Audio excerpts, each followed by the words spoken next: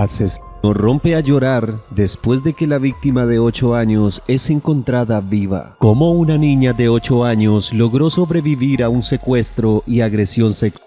¿Cómo encontró la fuerza para seguir adelante y buscar justicia? En este video conocerás la historia de Jennifer Scott, una víctima de crimen violento que se negó a dejar que su condición de víctima le impidiera vivir su vida. Descubre cómo Jennifer encontró la fuerza y la determinación para superar la adversidad y buscar justicia. Acompáñanos en este viaje inspirador y descubre cómo puedes encontrar la paz para superar cualquier obstáculo. Jennifer Scott, de 8 años, fue secuestrada, agredida, silenciada y dada por muerta. Ella era solo una niña en ese momento y perdió la capacidad de hablar después de que su atacante la hiriera horriblemente, pero sobrevivió, recordó cada detalle y resolvió su propio caso, poniendo finalmente fin al reinado de terror de Dennis R. Bradford. En el pequeño pueblo de Dickinson, Texas, la niña Jennifer vive con su madre soltera, Ellen, en un pequeño apartamento en un barrio peligroso. El 9 de agosto de 1990, a las 2:30 de la mañana,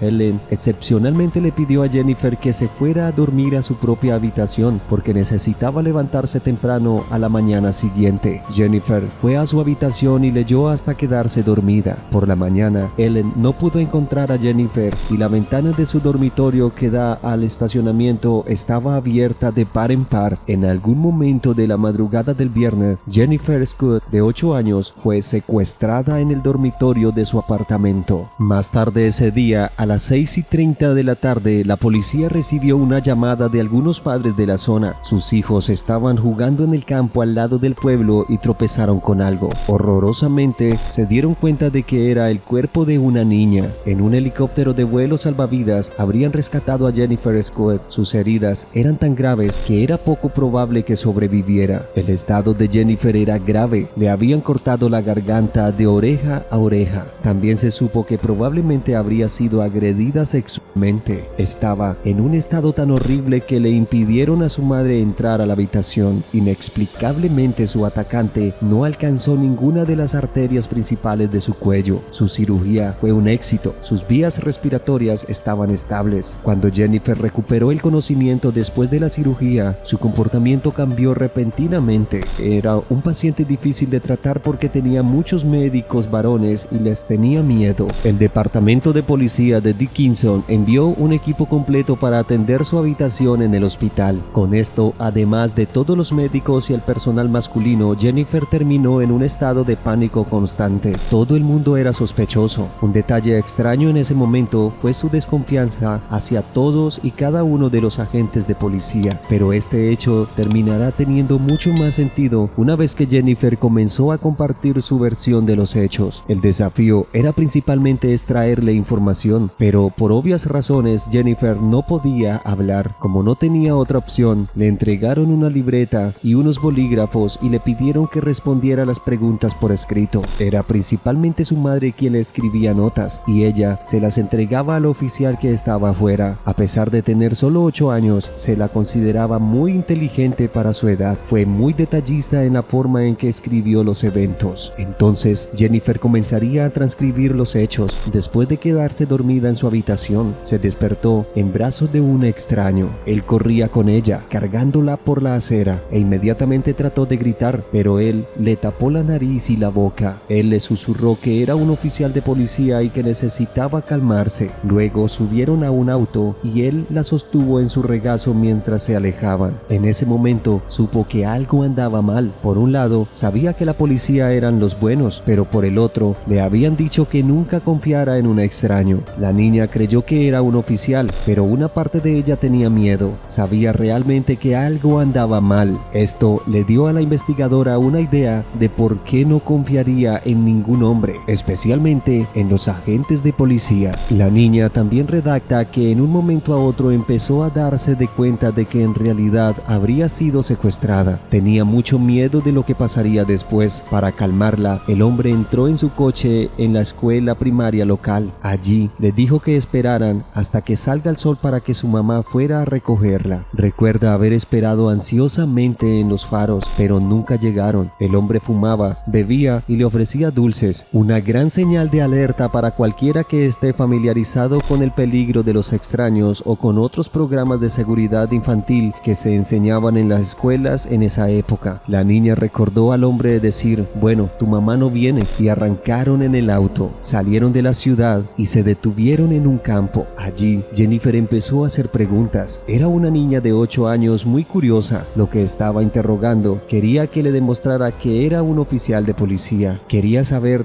¿dónde está tu arma? ¿Dónde está tu placa? Una vez le dijo que su arma estaba en el asiento trasero, así que se paró en el asiento delantero del vehículo para mirar el asiento trasero, y este es el momento en que sucedió. Cuando despertó, la arrastraban por el tobillo desnuda en medio de un campo. Es una locura pensar que alguien tan joven sepa exactamente qué hacer en ese tipo de situación, pero ella se hizo la muerta, sabiendo que era su única oportunidad de sobrevivir. El hombre la dejó por muerta en lo alto de un hormiguero. La niña redacta que mientras salía el sol podía oír a los niños jugando y a los perros ladrando en el campo. Se dio cuenta que no podía gritar, pero tenía la fuerza suficiente para poner su mano derecha encima de su cuello. Miró su mano y estaba llena de sangre. En ese momento estaba entrando y saliendo de la conciencia, pero las hormigas rojas seguían mordiéndola y despertándola, e incluso mientras la muerte acechaba, seguía recordándose todos los detalles que había presenciado, pensando que si sobrevivía o moría. Recuerda haber dicho que se veía grasoso y que tal vez tenía una cicatriz o algo así en la cara. También escribió que había latas de cerveza en el auto y la marca de cigarrillos que tenía. Cada pequeño detalle que podía recordar lo redactaba. La niña, al hacerle preguntas mientras estaba en el auto, incluso logró que él le dijera su nombre, y entonces escribió. Dijo que se llamaba Dennis. Trajeron a un dibujante para ayudarla a convertir sus recuerdos en algo que la policía pudiera utilizar. No podía hablar y estaba tratando de describir a la persona a través de notas sin decir una sola palabra. Jennifer pudo ayudar a producir esto, pero lamentablemente no parecía un caso sólido para la policía. Fue muy frustrante para Jennifer no poder decir lo que quería. Intentaba expresar su desacuerdo y se enojaba aún más por el hecho de que ya no podía decir lo que pensaba. Y fue entonces cuando ocurrió un milagro. En uno de sus desvaríos mudos, un pequeño sonido salió de su boca. Los médicos se sorprendieron porque sus cuerdas vocales básicamente estaban cortadas por la mitad y nunca se esperaba que se volviera a conectar, pero de alguna manera comenzarían a sanar. Incluso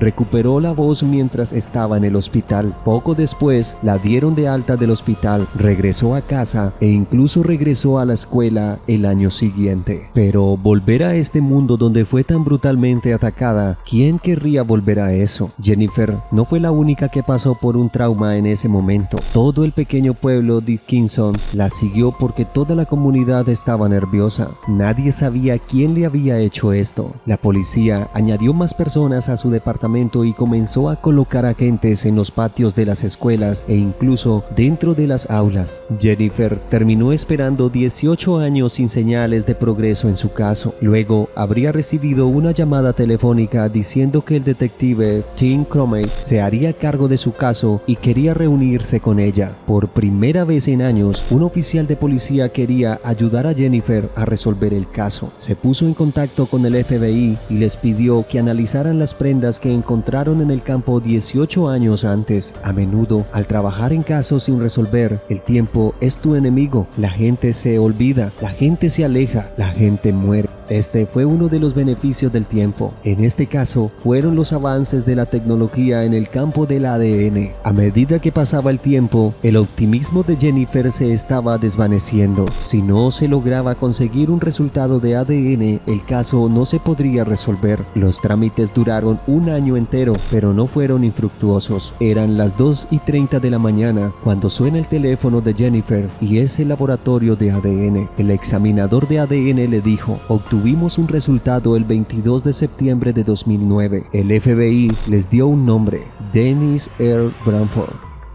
¿Quién es ese? Nunca vimos ese nombre en un informe. Cuando Tim y Jennifer hicieron la conexión con las notas que Jennifer escribió diciendo que su nombre era Dennis, se dieron de cuenta de que era un hombre de 39 años de Arkansas que acababa de salir de prisión por otro secuestro. Solo 6 meses después del secuestro de Jennifer, fue arrestado por intentar agredir sexualmente a otra mujer en un bar 7 años después del primer secuestro. Los hombres acudieron al bar porque otra mujer la estranguló y le puso un cuchillo en la garganta tal como lo hizo con Jennifer. Fue de esa agresión que su ADN fue incluido en la base de datos nacional que finalmente coincidió con la evidencia que presentaron. También recibieron una copia de su licencia de conducir de 1990. Como pueden ver, el boceto de Jennifer y la imagen de la licencia de conducir son perfectos. Era casi como si dibujara un boceto basado en esa foto de la licencia de conducir. Era así de precisa poco después de que la policía obtuvo una orden judicial y arrestó a Dennis. Cuando llamaron a Jennifer esa mañana y le dijeron que realmente arrestaron a esta persona, Dennis R. Branford, fue el momento más surrealista de su vida. Poco después del anuncio de la captura de Dennis, Jennifer subió al estrado frente a los medios y dijo: "Me gustaría agradecer al detective Tim Comey con el departamento de policía de Dickinson y al agente especial Richard Renison del FBI por todo su arduo trabajo y dedicación durante el último año y medio y por su promesa desde el primer día de nunca darse por vencido en mi caso y por escuchar mi voz y ver mi determinación". Luego comenzaron a preparar el juicio en el que Dennis se declararía culpable de cualquier cosa que le hizo a Jennifer, pero al final ese juicio nunca sucedió porque Dennis se ahorcó